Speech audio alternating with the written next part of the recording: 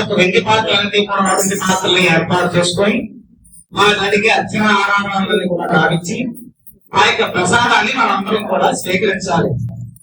అయ్యా ఎందుకు ప్రతిరోజు కూడా నైవేద్యం పెడుతున్నారు, ప్రసాదిస్తున్నారు కదా, ఇవాళ ఏంటయ్యా ప్రత్యేకం అంటే ఈ యొక్క ధనుర్మాస వ్రతంలో భాగంగా గోదాదేవి తనతో ఉండేటువంటి కోడి చెలికెత్తులు గోపికలందరినీ కూడా ఒక్కొక్కరిని 16 రోజులుగా నిద్రలేపి ఆ 16వ రోజు పూర్తయిన తర్వాత 17వ రోజు నుంచి కూడా చక్కగా స్వామిని ఆరాధిస్తూ ఉంటుంది.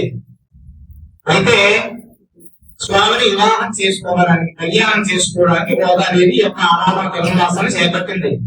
కళ్యాణము అంటే పెళ్లి కాదు, కళ్యాణం అంటే మంచి. ఆ స్వామిలో వీరందరూ కూడా రంగనాథుడిలో ఈ యొక్క గోదాదేవితో కూడుకున్నటువంటి మిగిలినటువంటి గోపికలందరూ కూడా ఐక్యం అవ్వడమే ఈ యొక్క కళ్యాణ యొక్క ఘట్టాల యొక్క విశేషత. అందువల్ల ధనుర్మాస ఘట్టాన్ని పూర్తి చేసుకుని భోగి నాడు స్వామివారికి గోదాదేవితో మనం ప్రత్యక్షంగా కళ్యాణం చేపిస్తాం కానీ మిగతా ఉన్నటువంటి అందరిలో కూడా స్వామి కళ్యాణాన్ని, అంటే రంగనాథుడు అంటే మనకు తెలిసినదే కృష్ణుడు, ఆయన మిగిలిన 16 మందిని కూడా చక్కగా కళ్యాణం చేసుకుని వారందరినీ తనలో ఐక్యం చేసుకుంటారు. అయితే ఈ ఐక్యం చేసుకునే క్రమంలో ఇలా 27వ రోజు స్వామికి నివేదన చేసి, అయ్యా మేమందరం కూడా చక్కగా తయారయ్యి అలంకారం చేసుకుని మీ యొక్క సన్నిధికి వచ్చామయ్యా, అందుకే ఈ రోజు అందరికీ కూడా ప్రత్యేకంగా అలంకారమైనటువంటి తెలుగు వస్త్రాల చీరల గురించి రమ్మని చెప్పడానికి కారణం కూడా అదే. ఏమిటయ్యా అంటే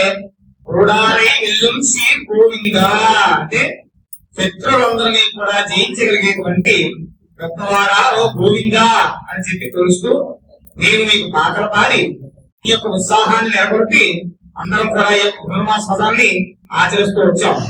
దేశమంతా మెచ్చుకునే విధంగా అందమైనటువంటి నగలు, బంగారు గాజులు, భుజకీర్తులు, చెవులు, కడియాలు అన్ని కూడా ధరించి అందంగా తయారయ్యాం. అయితే ఈ యొక్క ఈ గోపికలందరితో కూడా ఓడి స్వామి ఈ రోజు ప్రసాదాన్ని స్వీకరిస్తారట. ఆ ప్రసాదానికి, ఆ యొక్క నైవేద్యాన్ని స్వామికి ఏదైతే సమర్పిస్తారో అందరూ కూడా ఈ రోజు ఆ యొక్క నైవేద్యాన్ని అందరూ కూడా ఆనందంగా దివ్య సాన్నిధ్యంలో స్వామితో తింటారట.